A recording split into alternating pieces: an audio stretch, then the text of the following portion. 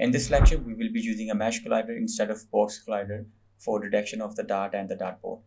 To achieve this, we just need to remove the box collider and add a mesh collider to the dartboard. On any game object to add a mesh collider, click on Add Component and search for Mesh Collider component. And once you find it, click on it to add to the game object. Mesh Collider component creates a collider exactly to the 3D model mesh. Open up the dartboard prefab. As you can see, we have each separate mesh in the dartboard. In future, using this model, you can pinpoint which exact box is hit by the dartboard. And for that, you need a separate collider for each box, and that will be a mesh collider. If you can use a box collider for each box, it will be more optimized than the mesh collider.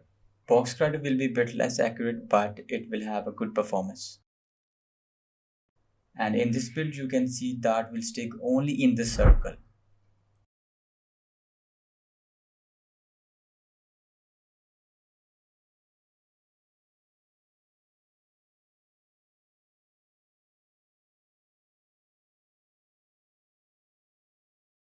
Okay, now this looks cool. Thanks for watching, and I'll see you in the next lecture.